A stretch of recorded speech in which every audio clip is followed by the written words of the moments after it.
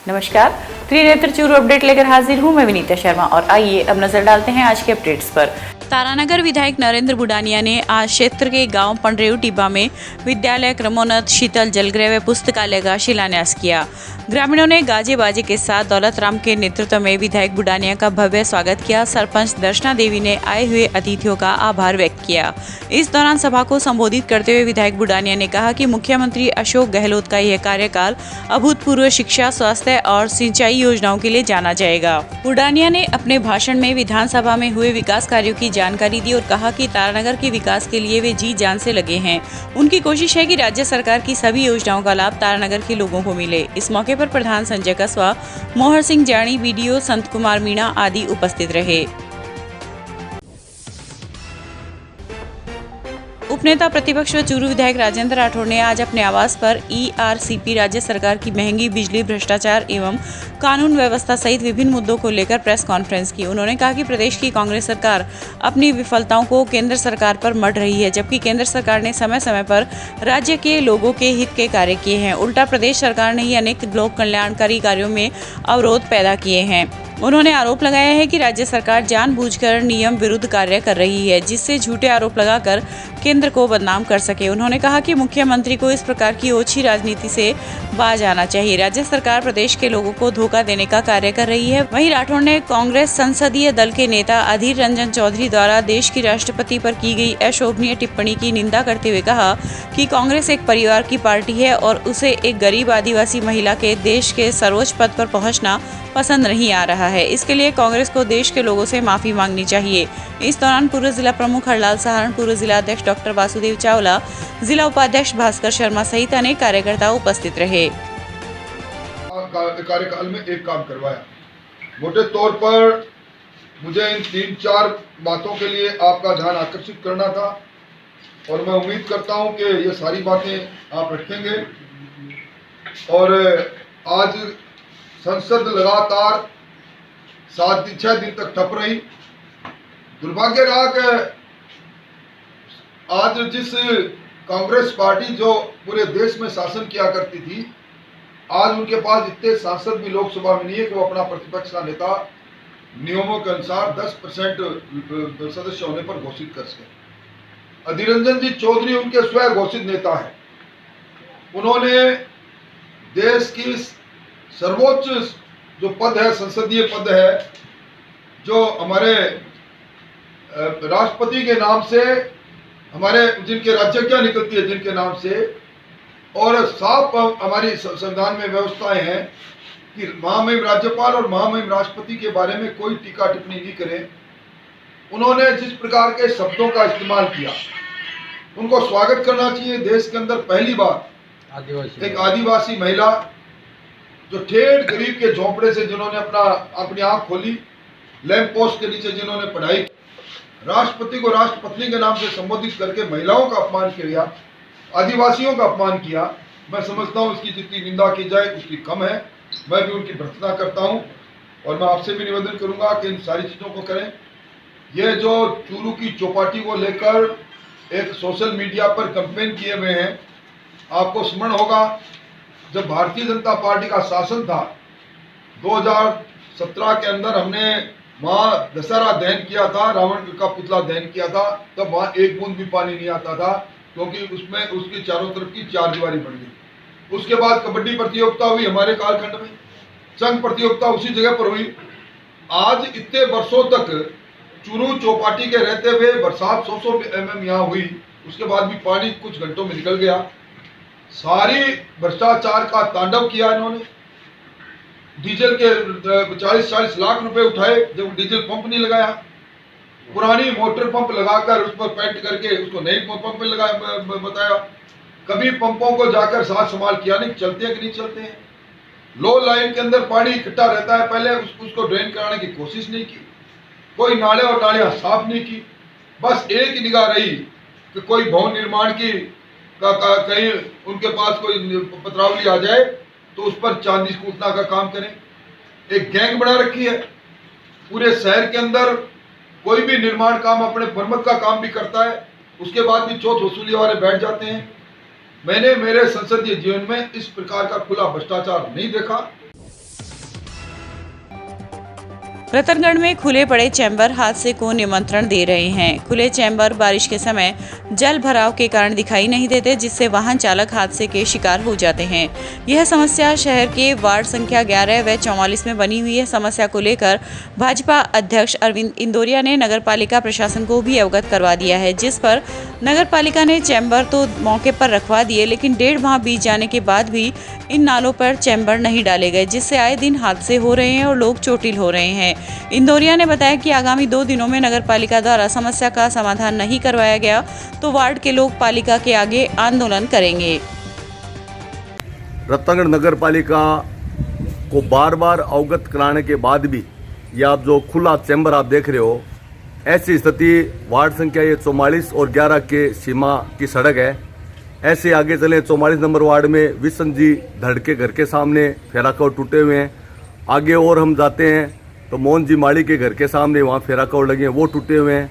अगर हम आगे चलें बनवारी जी महर्षि का जो धर्मकांड है उससे आगे और राम कुमार जी बियाड़ा के घर तक 2-3 जगह पर ऐसे ही फेराकौर जो मेन मुख्य सड़क है जिस पर दिन भर में हजारों लोगों का आवागमन होता है, ये जो सड़कें प्रमुख सड़कें हैं, इन पर ये चैम्बर एकदम खुली और दुर्घटना घटित हो जाए ऐसी चेतावनी ये दे रहे हैं। और मैंने नगर पालिका अच्छासी अधिकारी जी को इस बात में अवगत करवाया तो उन्होंने मेरे एक बार कहने पर उन्होंने फेराकवर यहाँ पर भेज दिया, लेकिन फेराकवरों को भेजने के बाद भी आज लगभग 1 से 1.5 महीना हो गया है ये फेराकवर यहाँ पर पड़े हैं। लेकिन जहाँ जिस स्थान पर जहाँ दुर्घटना का स्थान है वहाँ इनको रखना चाहिए, वहाँ पर रखने तक की फुर्सत नगर पालिका के पास नहीं है। लेकिन अब मैं चेतावनी देता हूँ कि अगर समय रहते अगर 2 दिन में ये काम नहीं करवाया गया तो मुझे मजबूर होकर के नगर पालिका के सामने वार्ड के सभी लोगों को साथ में लेकर के धरना प्रदर्शन करना पड़ेगा। पशुओं में हो रही लंपी स्किन बीमारी ने अब क्षेत्र में भी अपनी दस्तक दे दी है। इस बीमारी को लेकर पशुपालन विभाग ने एडवाइजरी जारी कर दी है। वहीं दूसरी ओर बीमारी की अभी तक वैक्सीन भी नहीं बनी है। पशु चिकित्सक हुड़ताराम मीणा की माने तो इस बीमारी से ग्रसित पशु 1 से 2 सप्ताह में रिकवर हो रहे हैं। उन्होंने बताया कि क्षेत्र में गौशाला अभी तक इस बीमारी से बची हुई है। इसके अलावा जहाँ पर इस बीमारी के लक्षण पशुओं में देखे गए हैं वहाँ पर पशुओं को आइसोलेटेड किया गया है। वायरल रोग के लिए पशुओं के आसपास सफाई का विशेष ध्यान रखें। लंपी स्किन एक वायरल संक्रामक त्वचा से संबंधित रोग है और ये ज़्यादातर मक्खी, मच्छर, चींचड़े इसकी वजह से व्यक्ति से फैलता है। वायरल डिजीज है वायरस के द्वारा। ये लगभग पॉक्स से मिलता जुलता वायरस है, इसीलिए ये स्किन पे ही ज़्यादा अटैक करता है। बाकी 5-7 दिन में या 2 सप्ताह भर में पशु रिकवर हो जाता है। बीमार पशु होता है जिसमें भी सिम्टम शो करते हैं उसको आइसोलेटेड कर दें, दूसरे पशुओं से दूर रखें। वैसे तो इस बीमारी का अभी तक कोई वैक्सीन तो आया नहीं है।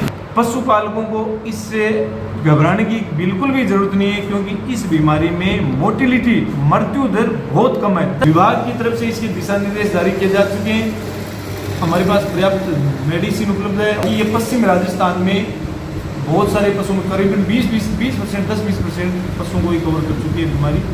बिल्कुल सर आगे है अपने पोल्ट्री केस 1-2 केस दिखाई दे रहे हैं कहीं जैसे कि झुंड में वैसे नहीं आ रही, नहीं तो गौशाला में नहीं, इसलिए अपने डरने की जरूरत नहीं। बाकी जिस पशुपालक के 10 पशु हैं तो 1 या 2 ऐसे आ रही है, क्योंकि वायरल है या आएगी सब जगह आनी है। चूरू में मानसून पूर्व बारिश के बाद से ही शहर के निचले इलाकों में जल भराव की समस्या बनी हुई है, जो दिनों दिन अब विकराल रूप ले रही है। पानी निकासी की समस्या को लेकर शुक्रवार शाम को विधानसभा उपनेता प्रतिपक्ष और चूरू विधायक राजेंद्र राठौर ने कलेक्ट्रेट में संभागीय आयुक्त नीरज के पवन को ज्ञापन दिया। ज्ञापन में चूरू के विभिन्न वार्डों में इकट्ठे हो रहे बरसाती पानी की निकासी के समाधान के लिए कहा गया। राठौर ने कहा कि वर्तमान नगर परिषद की लापरवाही व असंवेदनशीलता का खामियाजा चूरू की जनता भुगत रही है। उन्होंने मानसून पूर्व नगर परिषद को चेताया था कि अगर सही समय पर पानी निकासी की व्यवस्थाएं नहीं की गई तो बरसात में चूरू डूब जाएगा। उन्होंने कहा कि गासर गैनाणी ओवरफ्लो होने से कभी भी टूट सकती है तथा इसमें इस समय इतना पानी भरा हुआ है, अगर दुर्भाग्य से ये टूट गई तो भारी तबाही होगी। सर मीटिंग की है। एक लगातार परंपरागत रूप से शहर का आधे से ज़्यादा हिस्सा डूबा हुआ है। दर्जनों बार ज्ञापन दे चुके हैं। मैंने कल मुख्य सचिव राजस्थान सरकार से बात की और उनको कहा कि आप संभागीय आयुक्त को भेजिए। यहाँ आपातकाल की स्थिति पैदा हो रही है, बरसात और आई तो शहर भी डूबेगा और गाछर की गिनानी टूटने से गाछर गांव बर्बाद हो जाएगा। आज इसके लिए संभागीय आयुक्त बीकानेर आए हैं। हमने उनको ज्ञापन के माध्यम से सारे उन बिंदुओं के बारे में उनका ध्यान आकर्षित किया जहां पानी भरा हुआ है। उन्होंने मौका मुआयना किया है, हमें आश्वस्त किया है कि हम उनको कुछ समय और दें ताकि उस काम को करें। और मुझे उम्मीद है कि ये परपेचुअल समस्या, अगर नाले साफ़ हो जाते, समय पर नालियाँ साफ़ हो जाती, फेरो कवर लग जाते, मोटरों में को चलाने में धांधली नहीं होती, डीजल नहीं बेचा जाता, तो शायद इस तरह की बात नहीं होती। अब इसमें उम्मीद करता हूँ प्रशासन शासन आया, कोई कार्रवाई। चूरू नगर परिषद सभापति पायल सैनी ने आयुक्त नूर मोहम्मद के साथ शुक्रवार देर रात्रि शहर की सफाई व्यवस्थाओं का जायजा लिया। साथ ही आम लोगों की समस्याओं को भी सुना। लोगों ने शहर की मुख्य सड़क के निर्माण की मांग उठाई। सभापति ने बारिश के बाद सड़कों के निर्माण कार्य करवाने का आश्वासन दिया। उन्होंने विधायक राजेंद्र राठौड़ पर पलटवार करते हुए कहा कि राठौड़ 35 सालों से चूरू में राजनीति कर रहे हैं, उतनी मेरी उम्र भी नहीं है। वे अगर अपने विधायक कोटे से नगर परिषद को मदद व स्वयं प्रयास करते तो चूरू का अब तक ऐसा हाल ही ना होता। आयुक्त नूर मोहम्मद ने कहा कि पिछले 5 दिनों से काफी सुधार आया है। आगे पानी की निकासी के लिए और सुदृढ़ प्रयास किए जाएंगे। देखिए, जहाँ तक हमारे विधायक महोदय की बात है, करीब 35 साल उन्होंने राज किया है। जितना उन्होंने इस चूरू के ऊपर राज किया है उतनी अभी तक मैंने उम्र भी नहीं ली है। फिर भी उन लोगों के जो तीखे व्यंग्य है उनको मैं सकारात्मक रूप से लेते हुए जहाँ पर हमारी नगर परिषद की कमियाँ रही है उन्हें पूर्ण करने की कोशिश जो है वो हम कर रहे हैं। और उन्हें भी मैं यही कहना चाहूँगी कि राजस्थान सरकार के द्वारा उन्हें साल भर विधायक कोटे से जो है वो 5-6 करोड़ रुपए की राशि दी जाती है। वो तीखे व्यंग्य करने की बजाय अगर उस राशि का नगर परिषद को सहयोग करते तो शायद इस समस्या से हमें जूझना नहीं पड़ता और जो है हम इस समस्या से निकल पाते। किया है ज्वाइन करने के बाद क्या कहेंगे? जी, अभी कल शाम को ही कार्यभार ग्रहण किया था नगर परिषद आयुक्त का। तो शहर में काफ़ी सारे इश्यूज बताए जा रहे थे पानी निकासी को लेकर, जिस पे आज दिन में भी विजिट किया गया। माननीय जिला कलेक्टर महोदय के साथ भी विजिट किया गया और कुछ व्यवस्थाएं हमने सुधारी हैं। पिछले नगर परिषद ने 5-7 दिन में कई व्यवस्थाओं में सुधार हुआ है और लगातार हम प्रयास कर रहे हैं कुछ और मोटर क्रिया करके, और जिस तरह भी व्यवस्थाएं होंगी उम्मीद करते हैं आगे आने वाले 5 से 10 दिनों में पानी निकासी की व्यवस्थाओं को लेकर बहुत अच्छा सुधार नगर परिषद के द्वारा। राजकीय उच्च माध्यमिक विद्यालय राजल देसर में कृषि संकाय की स्वीकृति के बाद आज कृषि संकाय में छात्रों के प्रवेश शुरू हुए। इस दौरान प्रतीकात्मक रूप से शाला में कार्यक्रम का आयोजन किया गया, जिसमें अतिथियों के द्वारा 51 फूलदार पौधे लगाकर कृषि संकाय की शुरुआत की गई। इस अवसर पर प्रधानाचार्य मनोज कुमार प्रजापत, कृषि के व्याख्याता विजयपाल, युवा विकास समिति राजल देसर के सदस्य संरक्षक मनफूल टांडी आदि उपस्थित रहे। प्रधानाचार्य प्रजापत ने कहा कि सरकार ने कृषि विषय लेने वाली बालिकाओं को प्रति वर्ष 5,000 रुपए की छात्रवृत्ति देने की घोषणा की है। इस दौरान व्याख्याता विजयपाल ने कृषि विज्ञान के भविष्य में रोजगार पर प्रकाश डाला। राजकीय उच्च माध्यमिक विद्यालय राजल देसर में कृषि विज्ञान संकाय का शुभारंभ किया गया। कक्षा 11 की कक्षाएं व्यवस्थित तरीके से प्रारंभ की गई और प्रतीकात्मक शुभारंभ के लिए युवा विकास समिति राजल देसर के युवा कार्यकर्ताओं को आमंत्रित किया गया और वो अपने साथ पौधे लेकर के उनका शुभारंभ वाटिका में किया गया, लगाया गया पौधों को। और उसके बाद परीक्षा के कक्ष का जो नवीनीकरण किया गया था उसका आपने अवलोकन किया। युवा विकास समिति के जितने भी कार्य संस्था के अंदर किए गए उनकी एक लंबी सूची भी युवा विकास समिति को आज सौंपी गई और मैं आभार प्रकट करता हूं विद्यालय परिवार की तरफ से युवा विकास समिति राजल देसर का बहुत बहुत धन्यवाद। आज़ादी का अमृत महोत्सव के अंतर्गत राज्य में 12 अगस्त को सवेरे 10:15 बजे एक साथ देशभक्ति गीतों के कार्यक्रम आयोजित किए जाएंगे। राज्य स्तर, जिला स्तर, ब्लॉक स्तर एवं स्कूल स्तर पर ये कार्यक्रम होंगे। कार्यक्रम में एक साथ गायन के लिए 6 देशभक्ति गीत चयन किए गए हैं। राज्य की मुख्य सचिव उषा शर्मा ने आज वीडियो कॉन्फ्रेंसिंग के जरिए संबंधित अधिकारियों को प्रत्येक जिले में बेहतरीन आयोजन के निर्देश दिए और कहा कि हम सभी पूरी रुचि, निष्ठा व देशभक्ति के भाव के साथ इस प्रकार कार्यक्रम आयोजित करें कि पूरे राज्य में राष्ट्रभक्ति के उत्सव जैसा माहौल हो। उन्होंने इस दौरान हर घर तिरंगा कार्यक्रम को लेकर भी आवश्यक दिशा निर्देश दिए और कहा कि आज की युवा पीढ़ी को यह एहसास होना चाहिए कि कितनी कीमत चुकाकर हमने आज़ादी हासिल की है। इस दौरान जिला कलेक्ट्रेट स्थित IT सेंटर VC कक्ष में जिला कलेक्टर सिद्धार्थ सिहाग, ADM लोकेश गौतम, मुख्य जिला शिक्षा अधिकारी संतोष महर्षि आदि मौजूद रहे। रतनगढ़ शहर की कॉमेडी कलाकार मोनू ने अपनी टीम के साथ पेड़ पौधे लगाने का संकल्प लिया है। मोनू ने बताया कि पेड़ पौधे हमारे जीवन के लिए कितने जरूरी है, इसलिए उन्होंने अपनी टीम के साथ संकल्प लिया है कि वो हर साल कम से कम 500 पेड़ लगाएंगे। सबसे पहले उन्होंने सांगासर के राजकीय उच्च माध्यमिक विद्यालय में वहां के शिक्षकों और छात्रों की मदद से 150 पौधे लगाए और बाकी पौधे विद्यालय के बच्चों को वितरित किए। इस अवसर पर सदस्य रंजन गौड़, पृथ्वीराज सोनी, सतीश चौधरी आदि उपस्थित रहे। मत्स्य विकास अधिकारी कार्यालय चूरू की ओर से परियोजना निदेशक के सभागार में आयोजित किए जा रहे 3 दिवसीय मत्स्य पालन प्रशिक्षण कार्यक्रम के तीसरे दिन आज जिला कलेक्टर सिद्धार्थ सिहाग ने कार्यक्रम का निरीक्षण किया और जिले में इस गतिविधि को प्रोत्साहित करने हेतु प्रशिक्षणार्थियों से परिचर्चा की। उन्होंने कहा कि जिले में झींगा पालन को लेकर किसानों में उत्साह और भविष्य की संभावनाओं को देखते हुए राज्य सरकार ने जिले में मत्स्य विकास अधिकारी का नया कार्यकाल खोला गया है। इसके भवन निर्माण की प्रक्रिया भी आरंभ हो चुकी है। झींगा पालन में पानी की गुणवत्ता की जांच हेतु प्रयोगशाला चांदगोठी में प्रारंभ किया जाना भी प्रस्तावित है। उन्होंने बताया कि जिले में झींगा पालन व्यवसाय का विकास प्रगति पर है। इस दौरान मत्स्य विकास अधिकारी इरशाद खान, उप निदेशक कृषि दीपक कपिला आदि उपस्थित रहे। चूरू लाइनेस स्वयं सिद्धा क्लब की सदस्यों ने आज तीज के सिंजारे, पिकनिक नृत्य व सावन के गीत गाकर अपनी संस्कृति को जीवंत किया। इस दौरान उन्होंने गांव कड़वासर में पौधरोपण भी किया। इस अवसर पर निर्मला मंडावीवाला, क्लब अध्यक्ष संध्या जैन, विमलेश भालेरीवाला, विजय लक्ष्मी पारिक आदि ने सहयोग किया। रतनगढ़ के श्री क्षत्रिय युवक संघ के तृतीय संघ प्रमुख नारायण सिंह रेडा की जयंती आज प्रजापति भवन में मनाई गई। संघ के वरिष्ठ स्वयंसेवक सुमेर सिंह गुढ़ा के सानिध्य में हुए कार्यक्रम का शुभारंभ मंगलाचरण से किया गया। संघ के स्वयंसेवक राजेंद्र सिंह ने संघ का परिचय दिया तथा संघ की कार्यप्रणाली व उद्देश्य के बारे में विस्तार से बताया। शेखावटी संभाग प्रमुख खीम सिंह सुल्ताना ने नारायण सिंह के जीवन पर प्रकाश डालते हुए कहा कि उन्होंने अपना संपूर्ण जीवन संघ व समाज के लिए समर्पित कर दिया था। इस अवसर पर मान सिंह, विक्रम सिंह, गिरवर सिंह सहित कई स्वयंसेवक उपस्थित रहे।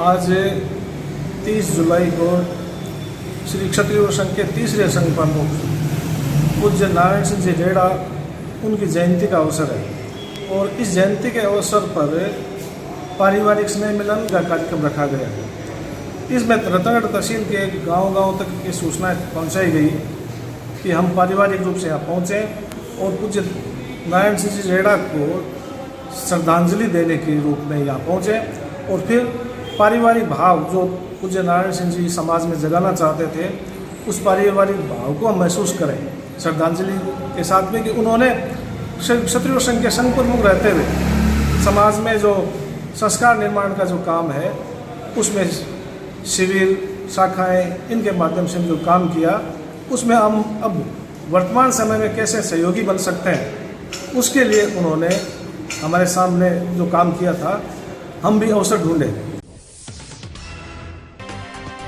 चूरू जन स्वास्थ्य अभियांत्रिकी विभाग जिला उपखंड में आयोजित सम्मान समारोह में आज विभाग के लिए उल्लेखनीय कार्य करने पर कार्यरत पंप चालक द्वितीय प्रमोद कुमार शर्मा का विभिन्न संस्थाओं व विभाग के अधिकारियों के द्वारा सम्मान किया गया।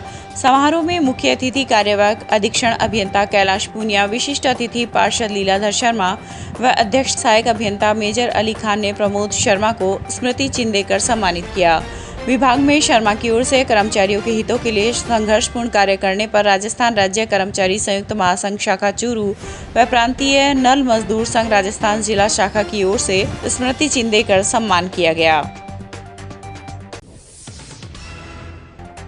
रतनगढ़ की संचियालाल बैद माध्यमिक आदर्श विद्या मंदिर में आज प्रतियोगिता का आयोजन किया गया। अंग्रेजी विषय में सेल्फ इंट्रोडक्शन प्रतियोगिता में कक्षा 3 से 7 तक के 31 विद्यार्थियों ने भाग लिया। प्रतियोगिता के निर्णायक मंडल में ताराचंद सैनी व पूजा चोटिया शामिल थी। इस दौरान कक्षा 6 की छात्रा खुशी, कक्षा 7 का छात्र हर्षवर्धन सोनी, कक्षा 4 की छात्रा आयुषी सांखला व कक्षा 3 की छात्रा कुसुम विजेता रही। जिला पुलिस अधीक्षक चूरू डी आनंद IPS ने बताया कि दिनांक 19 जुलाई 2022 को रतनगर कस्बे में रात्रि के समय अज्ञात चोरों द्वारा एक पिकअप जीप चोरी कर ली गई थी, जिसका प्रकरण पुलिस थाना रतनगर में दिनांक 20 जुलाई को दर्ज किया गया था। प्रकरण की गंभीरता को देखते हुए अतिरिक्त पुलिस अधीक्षक चूरू राजेंद्र कुमार व वृत्ताधिकारी व्रत चूरू राजेंद्र बुल्डक के सुपरविजन में थानाधिकारी रतन नगर सुरेंद्र राणा के नेतृत्व में एक टीम का गठन किया गया। गठित टीम द्वारा घटना के बाद सभी पारंपरिक चोरी करने वाले समूहों के बारे में पता किया गया। चोरों के संदिग्ध फुटेज प्राप्त किए गए तथा प्राप्त फुटेज आसूचना व वारदात के तरीके के आधार पर टीम के सदस्यों द्वारा 2 आरोपियों की पहचान कर गिरफ्तार किया गया है। ये था आज का चूरू अपडेट। कल फिर हाजिर होंगे नई अपडेट के साथ। अब दीजिए इजाजत। नमस्कार।